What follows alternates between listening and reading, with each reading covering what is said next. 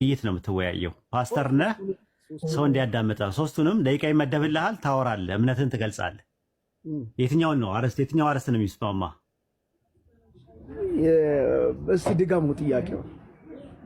ጥያቄው ራሱ አልገባህም። ራስ ጥያቄ አይደለም የጠየቅኩህ እኮ ምርጫ ነው የሰጠው። እሺ በምርጫው እሺ ቀጥል። አሁን ሶስት ምርጫውን ልድገምልህ አንዴ። ባይብል ወይስ ቁርአን የትኛው ነው የአምላክ ቃል የሚለው የመጀመሪያው ነው። ሁለተኛው ጥያቄ ደግሞ ምን ሁለት አይደል? ጥያቄ አይደል? ምርጫ ነው የሰጠው። ምርጫ አይደለም ጥያቄም ምርጫም ነው የሰጠው። ትመርጣለህ። አሁን ጥያቄ ሌላ ጉዳይ ነው። ምርጫ ምርጫ ውስጥ እንትን ውስጥ ግባ፣ ምርጫ ውስጥ ግባ። ገላትያ 5:19 ላይ የመንፈስ ፍሬ ይላል። ተረጋግተህ እንትን በል። ሶስቱም ምርጫ ሰጥቻለሁ። እመን ጥያቄ ያለው የለውም ምርጫ ውስጥ። እንግዲህ ፓስተራችሁ እንደዚህ ነው ይላችሁ፣ ፈርቷል። ችግር የለውም ካልፈራ ያው ሶስት ምርጫ ሰጥቻለሁ፣ ምረጥ። ችግር የለውም። እኔ በእናትህ ሲጀምር ፈርቻ አላውቅም። እስከ ምሽት ላወራ እችላለሁ። አውርቻለሁ ደግሞ። እሺ ምረጣው። ሶስት ምርጫ ሰጥቻለሁ ለመወያየት፣ ለውይይት ከደረስክ ማለት ነው፣ ለአቅመ ውይይት። የመጀመሪያው ባይብል ወይስ ቁርአን የትኛው ነው የአምላክ ቃል? የመጀመሪያው። ሁለተኛው ደግሞ ኢየሱስ የባህሪ አምላክ ነው? ሁለተኛው ነው። ሶስተኛውና የመጨረሻው ስላሴ ወይም ደግሞ የስላሴ ትምህርት መጽሐፍ ቅዱሳዊ ነው ወይስ አይደለም በሚል ነው። ከሶስቱ ምረጥና አንደኛውን ንገረኝ። ያው ሰጥቻለሁ፣ አንድ ድል ሰጥቻለሁ። ሂድ ቀጥል። እሺ አንድ ድል ልስጥህ። እሺ አንድ ድል ልስጥህ። አንድ ድል ሰጥተኛል። አንድ ድል ሰጣለሁ። ኦኬ ከሶስቱ ምረጣውን ካልኩ የመጨረሻውን በጣም ጥሩ። ስላሴ ላይ ማለት ነው።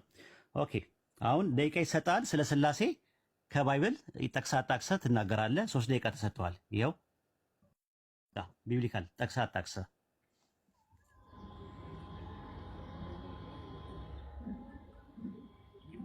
እሺ ደቂቃ ያዥለት። ዛራ አለሽ?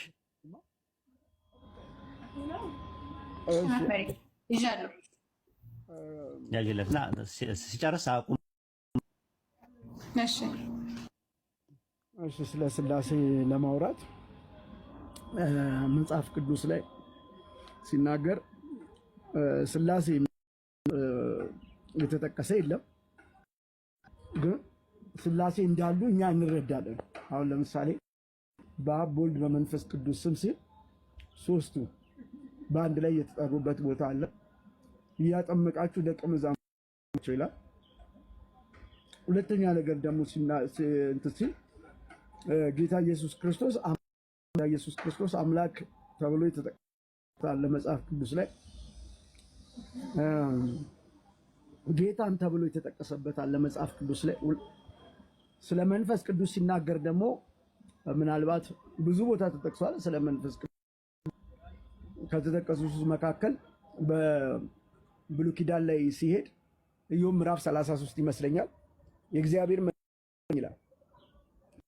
ፈጠረኝ ሳይሆን እያለ ያለው የእግዚአብሔር መንፈስ ፈጠረኝ ሲል መንፈስ ቅዱስ እንዳለ፣ መንፈስ ቅዱስ ፈቃሪ እንደሆነ ያስረዳል ያክፍል ላይ። ስለዚህ እግዚአብሔር እናንተ እንደምትሉት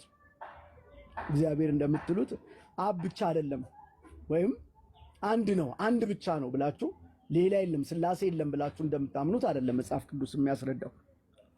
ስለዚህ የኔ መነሻ ሐሳብ ይሄ ነው። ኦኬ ጥሩ። እንግዲህ እንደምትመለከቱት ነው፣ አንድ ጥቅስ እንኳን ሳይጠቅስ ነው የወረደው። አንደኛ ነገር ደግሞ ስላሴ የሚለው ቃል ባይብል ላይ የለም። አዎ እውነት ነው፣ ግን ስላሴ የወከለው ሐሳብ ራሱ ባይብል ላይ የለም። ለምሳሌ ኦሪት ዘዳግም ምዕራፍ 32 ቁጥር 39 ላይ አሁንም እኔ ብቻዬን እንደሆንኩኝ ከእኔ በቀር አምላክ እንደሌለ እወቁ ይላል። እኔ ብሎ የሚናገር አንድ ማንነት ነው ያለው። ትንቢተ ኢሳይያስ ምዕራፍ 44 ቁጥር 6 ላይ የእስራኤል ንጉሥ ያህዌ የሚቤዜ የሠራዊት ጌታ እግዚአብሔር እንዲህ ይላል፣ ከእኔ በቀር ሌላ አምላክ የለም እያለ ነው የሚናገረው። ትንቢተ ኢሳይያስ ምዕራፍ 45 ቁጥር 5 ላይ እኔ ያህዌ ነኝ፣ ከእኔም ሌላ ማንም የለም፣ ከእኔ በቀር ማንም የለም እያለ ይናገራል። ትንቢተ ኢሳይያስ ምዕራፍ 45 ቁጥር 6 ላይ እኔ ያህዌ ነኝ፣ ከእኔ ሌላ ማንም አምላክ የለም አለ። ትንቢተ ኢሳይያስ ምዕራፍ 45 ቁጥር 18 ላይ እኔ ያህዌ ነኝ፣ ከእኔ በቀር ሌላ አምላክ የለም ይላል። ትንቢተ ኢሳይያስ ምዕራፍ 45 ቁጥር 21 ላይ ከእኔ በቀር ሌላ አምላክ የለም፣ እኔ ጻድቅ አምላክና መድኃኒት ነኝ፣ ከእኔ በቀር ማንም የለም አለ። ኢሳይያስ ምዕራፍ 45 ቁጥር 22 ላይ እኔ አምላክ ነኝና ከእኔ በቀር ሌላ አምላክ የለም፣ ወደ እኔ ዞር በሉ ትድናላችኋል። ትንቢተ ኢሳይያስ ምዕራፍ 46 ቁጥር 9 ላይ እኔ አምላክ ነኝና ሌላ የለምና የቀደመውን ነገር አስቡ፣ እኔ ያህዌ ነኝ፣ ከእንደኔ ያለ ማንም የለም አለ። ትንቢተ ሆሴዕ ምዕራፍ 13 ቁጥር 4 ላይ እኔ ከግብፅ ምድር ጀምሮ አምላክ ያህዌ ነኝ፣ ከእኔ በቀር ሌላ አምላክ አታውቅም፣ ከእኔ በቀር ሌላ መድኃኒት የለም አለ። ትንቢተ ኢዩኤል ምዕራፍ 2 ቁጥር 27 ላይ እኔም በእስራኤል መካከል እንዳለው እኔ አምላካችሁ ያህዌ እንደሆንኩኝ ከእኔ በቀር ሌላ አምላክ እንደሌለ ታውቃላችኋል። ስለዚህ በእነዚህ በ11 በ12 ጥቅሶች መካከል ባይብል ላይ ከእኔ በቀር ሌላ አምላክ የለም ብሎ የሚናገር አንድ ማንነት ነው። ራሱ የሚጠቀመው ሌላ የሚለው አሎሎስ ነው። አሎስ ማለት ምንድን ነው? አናዘር ኦፍ ዲፈረንት ካይንድ ሳይሆን አናዘር ኦፍ ዘ ሴም ካይንድ፣ እንደኔ አይነት ባህሪ ያለው የለም እያለ የሚናገር አንድ ሲንጉላር ፐርሰን ነው። እኔ የሚለው ቃል አኒ የሚለው የዕብራይስጥ ቃል አንድ ሲንጉላር ፐርሰንን የሚያሳይ ነው።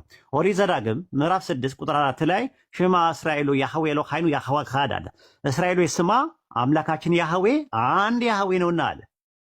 መጽሐፈ ኢዮብ ምዕራፍ 31 ቁጥር 15 ላይ እኔ በማኅፀን የፈጠረ እርሱንስ የፈጠረ አንድ አይደለምን ይላል። ትንቢተ ሚልክያስ ምዕራፍ 2 ቁጥር 10 ላይ ለሁላችን አንድ አባት ያለ አይደለምን? አንድ አምላክስ የፈጠረን አይደለምን ይላል። ትንቢተ ዘካርያስ ምዕራፍ 14 ቁጥር 9 ላይ ያህዌ በምድር ላይ ይነግሣል፣ እሱም አንድ ስሙም አንድ ይሆናል አለ።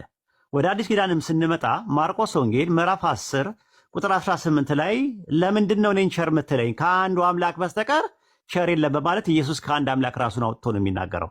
ዮሐንስ ወንጌል ምዕራፍ 17 ቁጥር 3 ላይ እውነተኛ አምላክ ብቻ ነው የሆንከው አንተንና የላከውን ኢየሱስን ያውቁ ዘንድ ይህች የዘላለም ሕይወት ናት እያለ ይናገራል።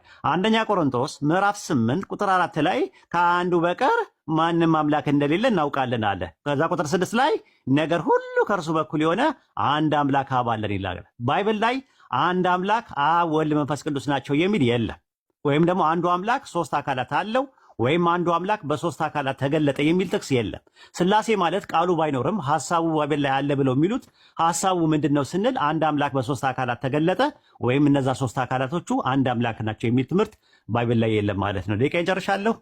ዛሩ መሐመድ ደቂቃህን ጨርሰህ እኔ እየጻፍኩልክ ነበር። አሁን የጨረስከው? እሺ እሺ። ቀጥል ሰለሞን። ሰለሞን ቀጥል። እሺ ቀጥላለሁ። እሺ ቀጥላለሁ። እግዚአብሔር አንድ አምላክ ብሎ ነው እያስረዳ ያለው። ዘፍጥረት ምዕራፍ 2 ላይ ሲናገር የሰው ልጅ በምሳሌያችን እንደ ምሳሌያችን እንፍጠር ይላል። 15 ላይ ዘፍጥረት 15 ላይ ሲናገር ደግሞ የሰው ልጆች ግንብን እየገነቡ ባለበት ሰዓት ኑ ቃል አለ። ኑ እንውረድ ሐሳባቸውንም እንደባል እግዚአብሔር እንደዚህ ያለ ኑ እንውረድ ሐሳባቸውን ወይም ቋንቋቸውን እንደባልቅ የሚል ቦታ አለ። እግዚአብሔር አንድ ነው ብሎ እንደሱ የሚያስብ ከሆነ በተናጠል የሚያስብ ከሆነ አንድ ብቻ ወይም አላህ ብሎ እሱ የሚያስበው እኛ ላይ ግን እንደዛ የሚያስብ ከሆነ እዛ ላይ እንደዛ ይላል። ሲቀጥል ዕብራውያን ምዕራፍ 1 ላይ ሲናገር ምንድነው የሚለው? ስለ ልጁ ግን ይልና አምላኮች ዙፋን ለዘላለም የጸና ነው ይላል። ስለምኑ? ስለ ልጁ ነው የሚያወራው። አምላኮይ ዙፋን ለዘላለም ምን ያለ ነው? የጸና ነው ብሎ ይናገራል። ሁለተኛ ዮሐንስ ወንጌል ምዕራፍ 1 ላይ ሄዳችሁ ስትመለከቱ እንደዚህ የሚል ቃል አለ። አንድ ላይ በመጀመሪያ ቃል ነበር፣ ቃልም በእግዚአብሔር ዘንድ ነበር፣ ቃልም እግዚአብሔር ነበር ብሎ ቃል የኢየሱስ ክርስቶስ ስም እንደሆነ ይሄ የኢየሱስ ክርስቶስ ስም እንደሆነ ደግሞ ዮሐንስ ራእይ ምዕራፍ 19 ላይ ጥቅስ የምትፈልግ ከሆነ በደንብ እሰጣለሁ። ዮሐንስ ራእይ ምዕራፍ 19 ላይ እንደዚህ ይላል፣ ማንም የማያውቀው ከሱ ውጪ ማንም የማያውቀው ስም በላይ በሱ ላይ ተጽፏል ይላል። በግንባሩ ላይ ተጽፏል። ስሙም የእግዚአብሔር ቃል ብሎ ያን ዮሐንስ ወንጌል ምዕራፍ 1 ላይ ያለውን ያን ቃል መልሶ ራእይ ላይ መልሶ ያመጣዋል። ስለማ ስለ ኢየሱስ ክርስቶስ ሲቀጥል ደግሞ ዮሐንስ ራእይ ምዕራፍ 1 ላይ ለዮሐንስ ራእይ ምዕራፍ 1 ላይ ሲናገር ምንድነው የሚለው? እጁንም በላይ ላይ ጫነብኝልና ዮሐንስ እጁን በላይ ላይ ጫነብኝልና አትፍራ፣ አይዞ መጀመሪያውና መጨረሻው አልፋና ኦሜጋ ይላል። መጀመሪያውና መጨረሻው አልፋና ኦሜጋው እኔ ነኝ ብሎ ይናገራል። ሲቀጥል ደግሞ አይ ቲንክ ዮሐንስ ራእይ ምዕራፍ 20 ላይ ይመስለኛል ከእግዚአብሔርና ከበጉ ዙፋን ይላል። በሰማይ ላይ ከእግዚአብሔርና ከበጉ ዙፋን ይላል። ስለዚህ በዚህ አይነት መንገድ ኢየሱስ ክርስቶስ አምላክ መሆኑን የሚያስረግጥ ወይም የሚያስረዱ ጥቅሶች አሉ ማለት ነው። እሱ አሁን ያዌ አንድ ነው ብሎ ነው የሚያሳየው። እውነት ነው ሲናገር ምንድን ነው የሚለው? በብሉይ ኪዳን ጊዜ እስራኤል ሆይ አምላክ ስንት ነው? አንድ አምላክ ነው። ለምን? በብሉይ ኪዳን ጊዜ ጣዖት የበዛበት በጣዖት የሚመራ ህዝቡ ጥቂት ስለነበረ በምድር ላይ የነበረው ህዝብ ቁጥር ትንሽ ነው። በጣዖት የሚመራ ስለነበረ እግዚአብሔር በምንም ደግሞ ስለማይመሰል በምንም ልትመስሉኝ አትችሉም፣ በምንም ቅርጽ ልታወጡልኝ አትችሉም ደቂቃ ጨርሰን ፓስተር ብሎ ስለተናገረ። እሺ አመሰግናለሁ። ደቂቃ ጨርሰን። ኦኬ ሚዩት አደርጌ ነው። በነገራችን ላይ ተሳስታችሁ ከሆነ አላውቅም፣ ራሱ ሚዩት እንዳደረገኝ ምንድነው የተሰጠው የሪባትል ሴሽን ጊዜ ነበረ። በሪባትል ሴሽን ጊዜ ወይም በግብረ መልስ ጊዜ እኔ በተናገርኩት ላይ ምንም የተናገረው ነገር የለም፣ ያፈረሰው ምንም ነገር የለም። ጭራሹኑ ምንድነው ያደረገው? ከአርስቱ ነው የወጣው። ስላሴ ነው። ስላሴ ቢብሊካል ነው ወይስ አይደለም ነው አርስቱ እንጂ ኢየሱስ ክርስቶስ አምላክ ነው ወይስ አይደለም አይደለም። ኢየሱስ ክርስቶስ አምላክ ነው ወይ አይደለም በሚል ዶሮ አንተም ዮሐንስ ወንጌል 1:1 ብትጠቅስ፣ ራእይ 1:8 ብትጠቅስ፣ ራእይ 21:7 ራእይ 22 ምናምን ብትል ትችል ነበረ። ጥያቄው ስላሴ የሚል ባይብል ላይ ያለ ወይ? ስላሴ ምንድነው ካልን ሶስት አካላት አንድ አምላክ ናቸው ወይም ደግሞ አንዱ አምላክ በሶስት አካላት ተገለጠ የሚል ትምህርት ነው። እንደዚህ አይነት ትምህርት ጥቅስ እስካሁን አላመጣም። ኦሪት ዘፍጥረት ምዕራፍ 1 ቁጥር 26 ላይ ያለውን ለመናገር ፈልገ ጥቅስ እንኳን የቱ ጋር እንዳለ እንኳን በትክክል አታውቀውም። ኦሪት ዘፍጥረት ምዕራፍ 2 ላይ አልክ ሰውን በመልካችን እንደ ምሳሌያችን እንፍጠራል። ባዩ ማን ነው? ኤሎሂም ነው። ኤሎሂም ለማን ነው ያለው? ምንም የተገለጸ ነገር የለም። ዘፍጥረት 1:26 ላይ የት ጋር ነው ስላሴን የሚያሳየው? ሶስት አካላት የሚል ነገር የለም። አንድ እግዚአብሔር አለ። ዘዳግም 6:4 ላይ ያለው እየተነጋገረ ነው ያለው። ከማን ጋር ነው እየተነጋገረ ያለው? ምንም የተገለጸ ነገር የለም። ኦሪት ዘፍጥረት ምዕራፍ 11 ቁጥር 6 ስላለው ብለህ ደግሞ 15 ብለሃል። ኑ እንውረድ ብለዋል። አንድ አምላክ አለ። አንድ አምላክ ኑ ብሎ የሚያዛቸው እነማንን ነው? መላእክትን ነው የሚያዛቸው ወይስ ደግሞ የሆኑ ሁለት ዲቫይን ፐርሰን የሆኑ ናቸው የሚያዛቸው? ማስረጃ አላመጣህም። በጨበጣ ነው ዝም ብላ ያስቀመጥከው ነገር ማለት ነው። በተረፈ ስታወራቸው የነበረው በአጠቃላይ ነገረ ክርስቶስ ላይ ነው እንጂ ስታወራ የነበረው ትራይዶሎጂ ላይ ወይም ነገረ ስላሴ ላይ አንድ ጥቅስ እንኳን አልጠቀስክም። ስላሴን ያሳያል አንድ አምላክ ሶስት አካላት አሉት የሚል ባይብል ላይ ወይም ደግሞ እነዛ ሶስት አካላት አብ፣ ወልድ፣ መንፈስ ቅዱስ አንድ አምላክ ናቸው የሚል አንድ ጥቅስ አላመጣ። አንደኛ ጥቅሱ የቱ ጋር እንዳለ እንኳን በትክክል እንኳን አታውቀውም። ዘፍጥረት 1:26 ብሎ መጥቀስ አቅተው ዘፍጥረት ምዕራፍ 2 ላይ ትላለህ። ዘፍጥረት 11:6 ላይ እና 7 ላይ ላለው ብለህ ዘፍጥረት 15 ላይ ትላለህ። ዘፍጥረት 15 ላይ የሚያወራው ሌላ ነው። ስለና አብርሃም ታሪክ ነው። ስለ ኑ እንውረድ ስለሚለው አይደለም የሚናገረው። እና ባይብል ላይ ጥቅሶቹን እንኳን የቱ ጋር እንዳለ በአግባብና በስርዓት እንኳን አታውቃቸውም። እኔ ባነሳዋቸው ላይ ሪፊቴሽን አንድ ጥቅስ ነገር አላመጣህም። ያመጣው ነገር እንደገና ፕሬዘንቴሽን የጠቀሰው ፕሬዘንቴሽኑ ላይም ደግሞ የተጠቀምከው ደግሞ ስለ ስላሴ አይደለም ነገረ ክርስቶስ ላይ ነው ያልከው። ክርስቶስ አምላክ ነው አይደለም የሚለው ምርጫ ሰጥቼ ነበር፣ አልተጠቀምክበትም። ስላሴን ነው የምፈልገው ብለህ ነው የገባኸው። ስለዚህ አሁንም ቢሆን ተመለስና ወደ የስላሴ ትምህርት ቢብሊካል ነው ብለህ ካልክ አንድ ሁለት ጥቅሶችን ትንበልና አንዳንድ ሪባትልቴሽን እንሄድና ጥያቄና መልስ እናደርጋለን ኢንሻአላህ። አውራት ነገር ያህል የኔን አግሪመንት ምንም አላፍ ብሎ ስለ ስላሴ እያወራ ነበረ። ስለ ፍጥረት እኮ ምዕራፍ 2 ላይ ያነሳውልን ያንን ብታብራራ ዘፍጥረት ምዕራፍ 2 እና 15 ላይ ያለውን ብታብራራልኝ ጥሩ ነው። እኔ አሁን ደግሜ የምጠይቅ ያንን ነው። ስለ ስላሴ አይደል ያልከው? አንድ አምላክ ያዌ አይደል ብለህ እየጠራ ያለው? እንደ መልክ እንደ ምሳሌያችን እንደ አምሳላችን እንፍጠር ያለው ማንን ነው? ሲቀጥል ኑ እንውረድ ያለው ከየት ነው የሚወርዱት? እነዛ እነማን ናቸው?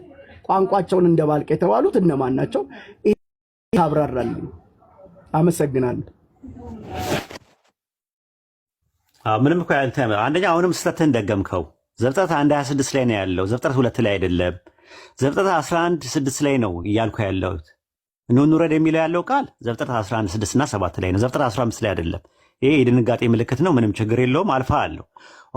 እኔ ተጠያቂ መሆን የለብኝም እኮ። እኔ ስላሴ የሚል ነገር ባይብል ላይ የለም። ስላሴ የሚለው ቃል ብቻ አይደለም ራሱ ባይብል ላይ የለም ነው እየተናገርኩ ያለሁት። ፈጣሪ አንድ ነው ተብሎ በተባለበት ነገር ሶስት ነው የተባለበት ጥቅስ ባይብል ላይ አታገኝም። አንድም ሶስትም ነው የሚባል ነገር የለም። ትራዩን ጋር የሚባል ነገር የለም። አንተን እንደውም ኦሪት ዘፍጥረት ምዕራፍ 1 ቁጥር 26 ላይ አምጥተህ አምላክ እነማንን ነው ንፍጠር የሚለው ብሎ የሚለውን ነገር አንተን ማብራራት ያለብህ። ይሄ ምን ይባላል መሰለ? በርደን ኦፍ ፕሩፍ ፋላሲ ይባላል ማለት ነው። አንተ ማብራራት የሚገባን ነገር ሌላው ጋር ሸክም ማድረግ። እኔ ያ ዘፍጥረት 1:26 ላይ ስለ እኔን ጥቅስ ይደግፈኛል ብዬ አይደለም ያመጣሁት። አንተ ነህ ጥቅስ ስለ ስላሴ ያሳያል ብለህ ያመጣው። ዘፍጥረት 1:26 ላይ እግዚአብሔር እየተነጋገረ ያለው ከማን ጋር ነው ለሚለው ነገር አንተ ማብራራት ካልቻልክ እኔ ላብራራው እችላለሁ፣ ያንተን ጥቅስ ማለት ነው። ዘፍጥረት 11:6 ላይም ያለው እንደዛ ነው። ኦሪት ዘፍጥረት ምዕራፍ 11 ቁጥር 6 ላይ እግዚአብሔር ምንድን ነው ኑ ይላል። ኑ የሚለው ፈንክሽናል ሰቦርዲኔሽን አይደለም፣ ኦንቶሎጂካል ሰቦርዲኔሽን ነው። ለምን አምላክ አምላክን አያዝም? ራሱ ኑ ብሎ አያዛቸውም ራሱ። ለምን ኢሳይያስ ምዕራፍ 1 ቁጥር 19 ላይ ዋቀስ ይላል የሚለው ማንን ነው ስንል የእስራኤል። ኦሪት ዘፍጥረት ምዕራፍ 11 እግዚአብሔር ይሄ አንድ እግዚአብሔር ዘዳግም 6:4 ላይ ያለው እግዚአብሔር እነማን ነው ኑ የሚለው? ሁለት ፐርሰኖችን ወልድና መንፈስ ቅዱስን ነው። ማስረጃ ማምጣት አለብህ። እኔ ግን መላእክትን ነው ብዬ እላለሁ። ለምን መጽሐፈ ኩፋሌ ምዕራፍ 10 ቁጥር 13 ላይ ምን ይላል? እግዚአብሔርም አለ መልአኩ ሲናገር ኑ እንውረድ አለን ብሎ ይናገራል። መጽሐፈ ኩፋሌ ምዕራፍ 4 ቁጥር 4 ላይ አምላካችን እግዚአብሔር ለእኛ እንዲህ አለን አለ። ምን አለን? እንፍጠር አለን ብሎ ይናገራሉ። እነማን ናቸው የሚናገሩት? መላእክቶች እንደሆኑ መጽሐፈ ኩፋሌ 4:4 ላይ። አንተ ግን በጀርባው ላይ ዘፍጥረት 1:26 ላይ እግዚአብሔር ኑ እንፍጠር እያለ ያለው ለእነማን እንደሆነ ማብራራት ያለብህ አንተ እንጂ እኔ አይደለሁም። ቢያንስ እኔ ኢንፎርሜሽን ሰጥቻለሁ ከመጽሐፈ ኩፋሌ 4:4 እና ከመጽሐፈ ኩፋሌ ምዕራፍ 10 ቁጥር 13 ላይ። አንተ ግን ይህንን ነገር ማብራራት ራሱ አልቻልክም። ራሱ አሁንም ቢሆን ስላሴ የሚባለው ነገር 1% ሳይሆን 3% ዋን ኤሰንስ ነው። ስለዚህ 3 ፕሮሶፖን እንዳለው የሚያሳይ ከዛ እነዛ አምላክ 3 ፕሮሶፖን አለው። እነዛ 3 ፕሮሶፖኖች ደግሞ አንድ አምላክ ናቸው፣ ዋን ኤሰንስን ሼር ያደርጋሉ የሚል ማስረጃ እስካሁን አላመጣህም። እስቴት አለ አምጣው።